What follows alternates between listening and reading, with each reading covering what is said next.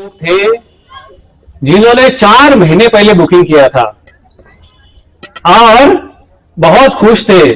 हम अभी जाना है, जाना है, जाना है। लेकिन राधा रानी की इच्छा नहीं हुई।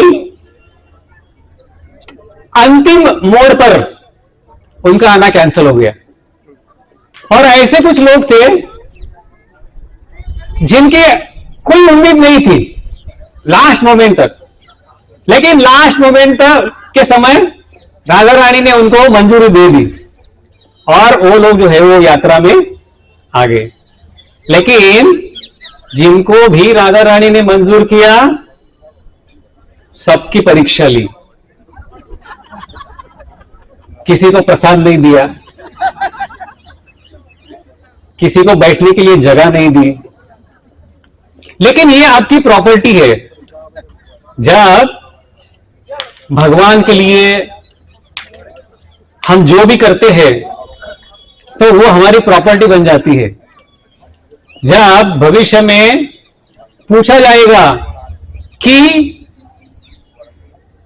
भगवान श्री कृष्ण के पास जब राधा रानी जाएगी और जब कृष्ण पूछेंगे कि इन्होंने मेरे लिए क्या किया है, तो राधा रानी कहेगी, भगवान इन लोगों ने कार्तिक के समय वृंदावन धाम आने के लिए ट्रेन में बैठकर कितनी तपस्या की। तो भगवान भी कहेंगे, अरे हां ठीक है, इनको मेरी इजाजत है, बुलाओ इनको। तो हमारे आचार्य कहते हैं कि वृंदावन धाम का दर्शन जो है, इसकी शुरुआत राधा मदन मोहन के मंदिर से करनी चाहिए। इसलिए हम शुरुआत में श्री श्री राधा मदन मोहन जी के मंदिर में आए। राधा मदन मोहन जी का जो मंदिर है, ये वृंदावन का सबसे पुराना मंदिर माना जाता है। ये जो विग्रह है, ये विग्रह संबंध विग्रह के प्रतीक है। हमारे परंपरा में जो महान आचार्य हुए, श्रील सनातन गोस्वामी, इन्होंने इस मंदिर का निर्माण किया। तो इसका इतिहास ऐसा आता है कि अभी हम इसके बाद अन्य मंदिरों में भी जाने वाले हैं, लेकिन वृंदावन के 7 मंदिर जो है ये बहुत महत्वपूर्ण है। वैसे वृंदावन में 5000 मंदिर है भगवान श्री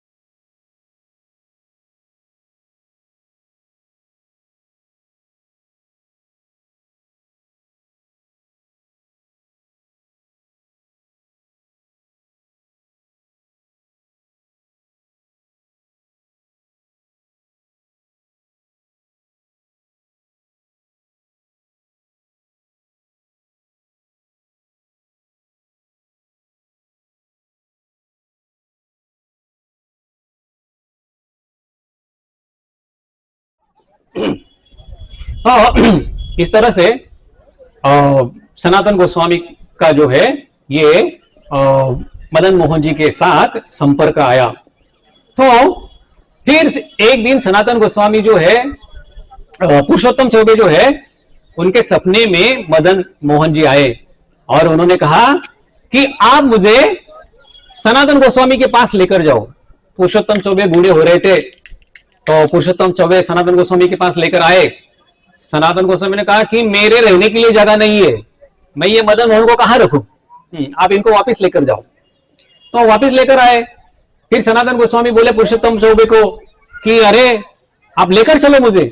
उन्होंने कहा मैं लेकर गया था लेकिन उन्होंने वापस भेजा है।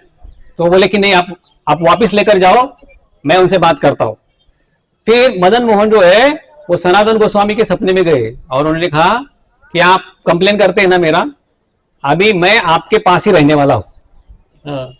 तो अभी भगवान ने कहा तो फिर सनातन गोस्वामी कुछ बोल नहीं सकते थे। तो फिर इस तरह से मदन मोहन जो है वो सनातन गोस्वामी के पास आए। तो सनातन गोस्वामी यहां पर रहते थे। ये जो टीला है इसको द्वादश आदित्य टीला ऐसा कहते हैं। द्वादश का मतलब है संस्कृत में 12।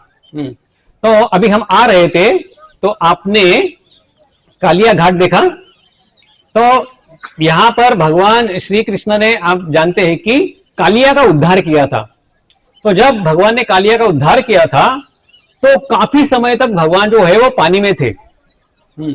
जब भगवान पानी में थे तो जब वो पानी से बाहर आए तो उनको बहुत ठंडी लग रही थी। तो भगवान को इतनी ठंडी लग रही थी, इतनी ठंडी लग रही थी।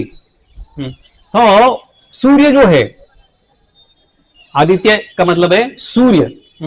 तो सूर्य जो है वो एक सूर्य 12 सूर्य के समान बन गए। यानी उतनी रोशनी उन्होंने पैदा की, गर्मी पैदा की। किसके लिए? भगवान को गर्मी देने के लिए।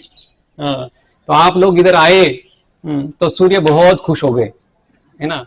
भगवान को उन्होंने 12 सूर्यों के रूप में रोशनी दी थी। आपको थोड़ा सा प्रसाद दिया है उसको, है ना, थोड़ा गर्म लग रहा है आपको। तो ये इसलिए इसको द्वादश आदित्य टीला कहते हैं। फिर सनातन गोस्वामी जो है ये मदन मोहन को यहीं पर एक पेड़ में रखते थे।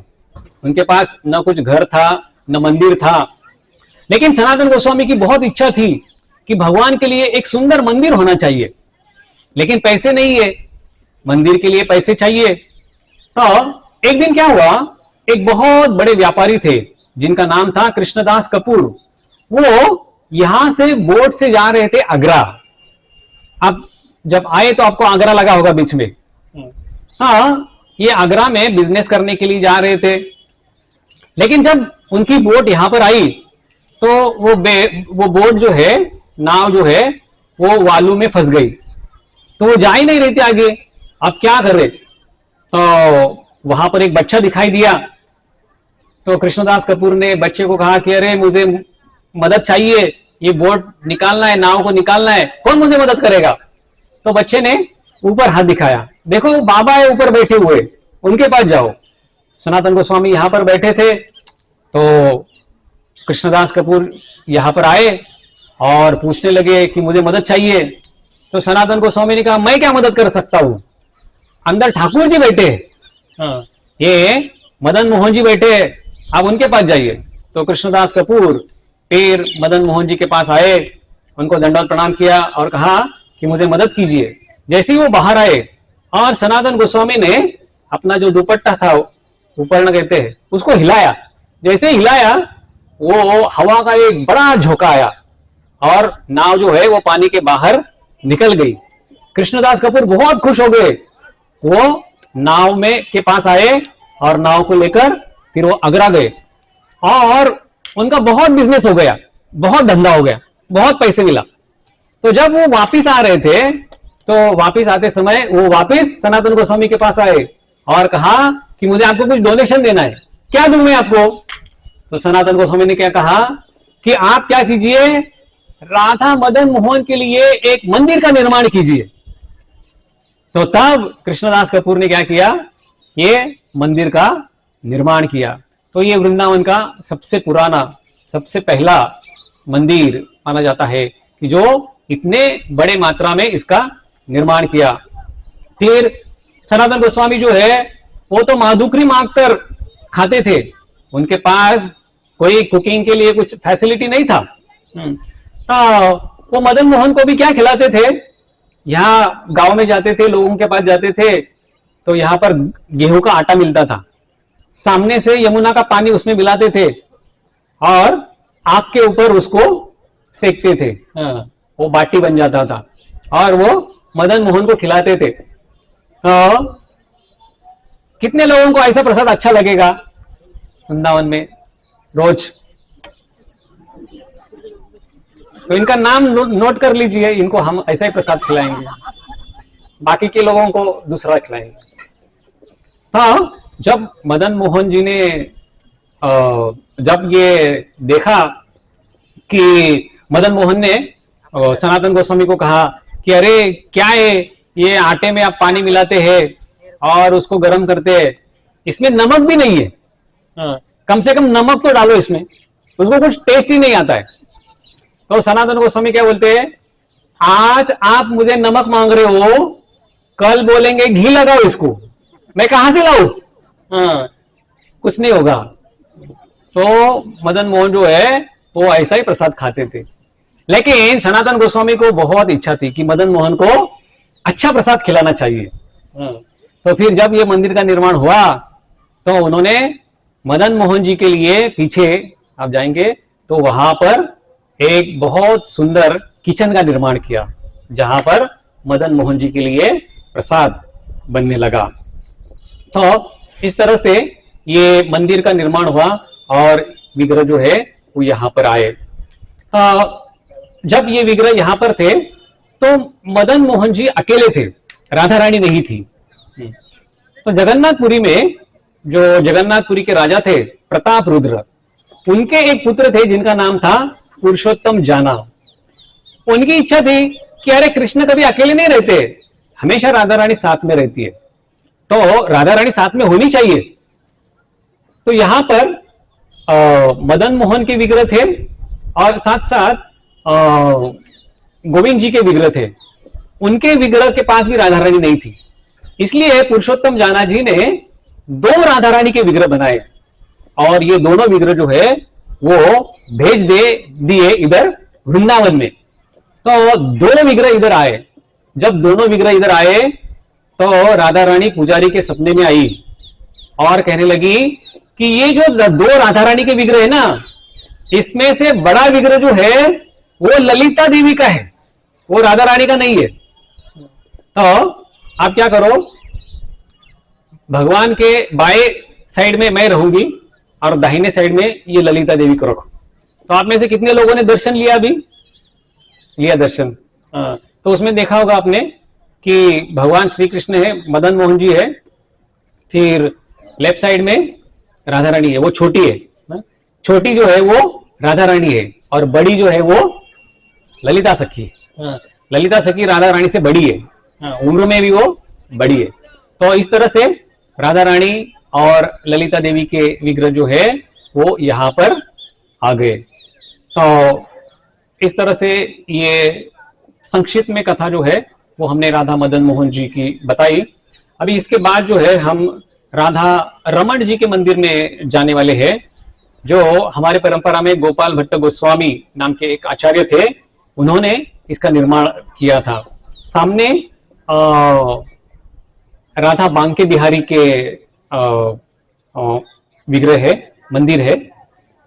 ये हरिदास जी करके यहाँ पर बहुत बड़े संत हो गए, इनको निधिवन नाम का स्थान है जहां पर ये विग्रह जो है वो प्राप्त हुए थे। तो क्योंकि मंदिर जो है यहाँ पर जल्दी बंद होते हैं, इसलिए हम अभी आगे राधा रमन जी की ओर जाने वाले हैं और बाकी के जो विग्रह है और जो इतिहास है हम बारी बारी में जहां पर भी संभव हो आपको बताने का प्रयास करेंगे।